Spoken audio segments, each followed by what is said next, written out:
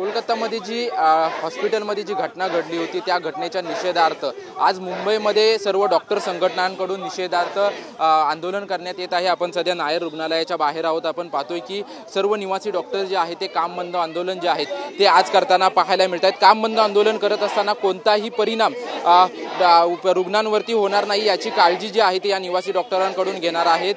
संपूर्ण हे प्रकरण जे आहे जे कोलकातामध्ये घडलं हे निषेधार्थ असून त्या निषेधार्थ आज संपूर्ण बीएमसीचे जे सर्व माड संघटना असतील किंवा राज्य सरकारची जी माड संघटना आहे ते सर्वत्र आंदोलन करताना पाहायला मिळत आहेत। आपल्यासोबत काही डॉक्टर आहेत, निवासी डॉक्टर, आपण त्यांच्याशी बातचीत करणार आहोत। या ठिकाणी तुमचं आंदोलन सुरू आहे, काय आपली मागणी आहे, काय सांगाल त्याबद्दल? आमची मागणी आहे की ह्या मुद्द्यावर सीबीआय जांच पाहिलं पाहिजे।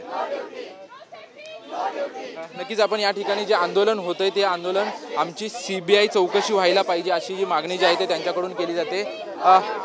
विविध तुमचे प्रश्न आहेत, ते विविध प्रश्न घेऊन तुम्ही या ठिकाणी आंदोलन करताय, काय मागणी आहे? आमची एवढीच मागणी आहे की जे अत्याचार झालेला आहे त्याच्या विरुद्ध कारवाई हो, सीबीआय इन्क्वायरी हो आणि एक प्रॉपर सेंट्रल सिक्युरिटी प्रोटोकॉल असला पाहिजे हेल्थ केअर सिस्टीमसाठी। डॉक्टर हे सोसायटीचा चेहरा आहे, जर सोसायटीमध्ये डॉक्टर सेफ नसेल तर आपण सामान्य टप्प्याचा काय विचार करावा? सिस्टीमला याच्यावर कारवाई करायलाच पाहिजे। आज जे काम बंद आंदोलन करताय त्याचा रुग्णांवरती परिणाम होणार आहे का? काम बंद आंदोलन रुग्णांवरती आम्ही याचा बिलकुल परिणाम होऊ देणार नाहीत। रुग्णसेवा करणं हा आमचा धर्म आहे आणि आम्ही तो धर्म कधीच सोडणार नाही।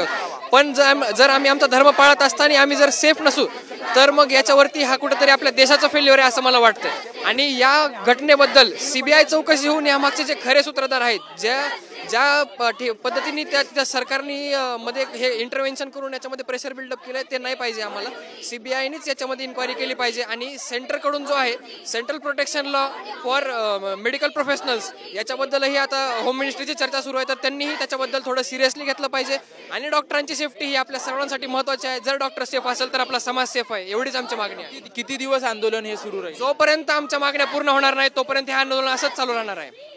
नक्कीच आपण या ठिकाणी पाहतोय की नायर रुग्णालयाच्या बाहेर निवासी डॉक्टरांकडून निदर्शनं केली जात आहेत। सीबीआय चौकशी झाली पाहिजे, त्याच पद्धतीने आमची सुरक्षा जी आहे ते सरकारकडून वाऱ्यावर सोडली जाते। जोपर्यंत आम्ही सुरक्षित नाही तोपर्यंत रुग्ण सुरक्षित नाहीत अशी प्रतिक्रिया जी आहे ते निवासी डॉक्टरांकडून देताना आपल्याला पाहायला मिळत आहेत। कॅमेरामॅन योगेश गुरवसह निवृत्ती बाबर, TV9 मराठी, मुंबई।